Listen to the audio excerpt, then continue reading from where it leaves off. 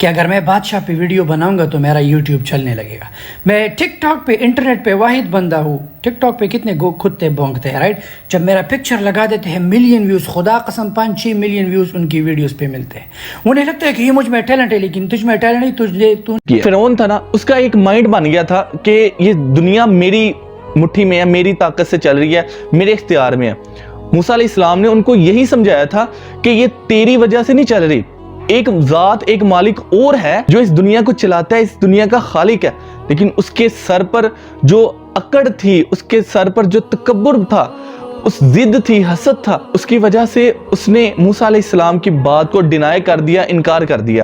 بات ادھر بھی یہ ایسے ہی ہے کہ طارق مسعود حفظہ اللہ اس کو سمجھا رہے ہیں کہ تمہیں جو مال و دولت ملا ہے وہ تمہیں اللہ کی طرف سے ملا ہے, تمہاری اپنی محنت ممکن ہے اتنی نہ ہو, لیکن اللہ رب العزت نے تمہارے لیے جو رزق ہے اس کے دروازے بہت وسیع کیے ہیں, تو اللہ کا شکر ادا کرو, اس کے بندوں کی تحقیر نہ کرو. تمہارا موٹیو, تمہارا مقصد یہی ہے کہ تم غریبوں کو موٹیویٹ کرو, غریبوں کو ابھارو کہ وہ محنت کریں. لیکن ایک غریب محنت بھی کر رہا ہے, لیکن وہ پھر تمہارا پیج دیکھتا ہے, تمہاری ویڈیو دیکھتا ہے, پھر وہ دیکھتا ہے کہ میں تو اتنی محنت کر رہا ہوں اور یہ بندہ سارا دن بیٹھ کر ہمیں صبح شام گالیاں دے رہا ہے. میں تو محنت کر رہا ہوں, لیکن میں محنت کے حساب سے مجھے تو 2 وقت کی روٹی میسر ہوتی ہے, تو یہ بندہ پھر بھی اس کے باوجود مجھے گالیاں دے رہا ہے, مجھے برا بھلا کہہ رہا ہے, تو وہ بندہ کتنا ڈسہارٹ ہوتا ہوگا. اب جو نمرود تھا اس کا بھی یہی کہنا تھا کہ زندگی موت میرے اختیار میں ہے, یہ دنیا کائنات ساری میری مٹھی میں ہے.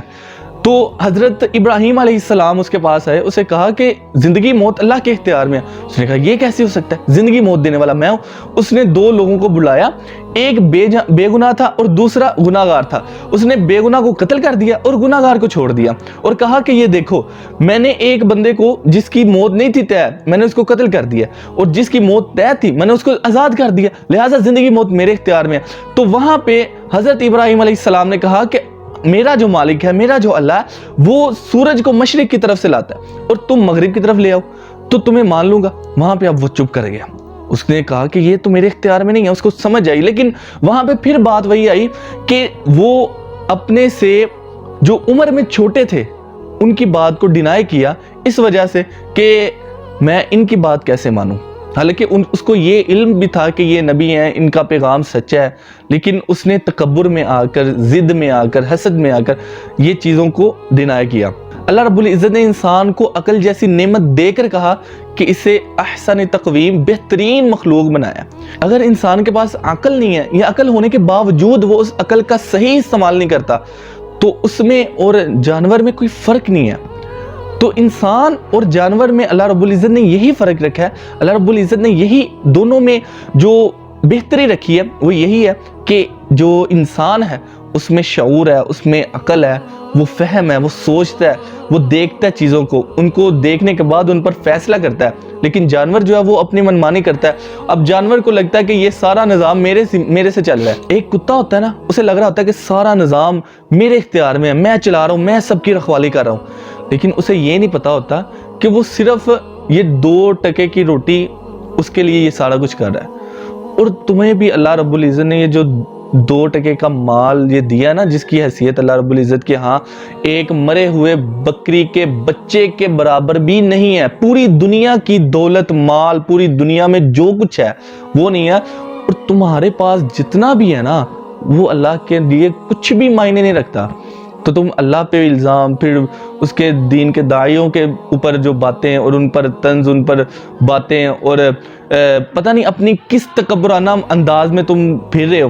تو یہ چیز کہتے ہیں کہ جب مرغے کی جان نکلنی ہوتی ہے نا تو وہ بہت پھڑپھڑاتا ہے. جس طرح آج آپ پھڑپھڑا رہے ہو نا, تو اللہ کی لاٹھی بڑی بے آواز ہے. کسی بھی وقت لاٹھی ایسی برستی ہے کہ انسان کو کوئی اندازہ نہیں ہوتا, کوئی نہیں پتہ چلتا کہ اس کے ساتھ آخر ہوا کیا.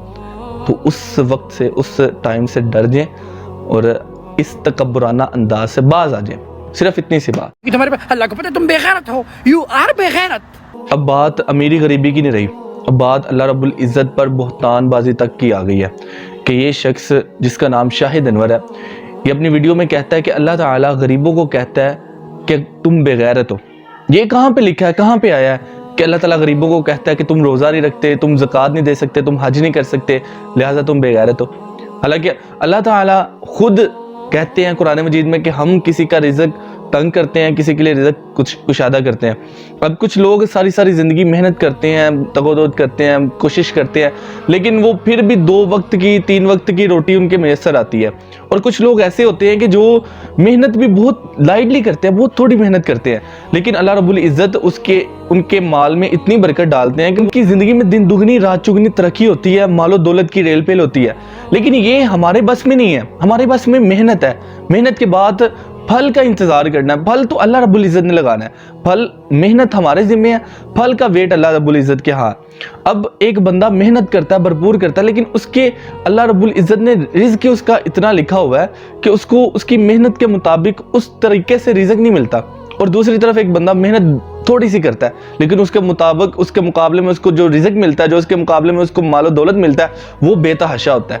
تو یہ اللہ تعالیٰ نے تقسیم کی ہے, اللہ تعالیٰ نے اس کی ساری تقسیم کی ہوئی ہے. اس میں نہ آپ ہیں, نہ میں ہوں, نہ کوئی اور ہے. یہ ساری تقسیم اللہ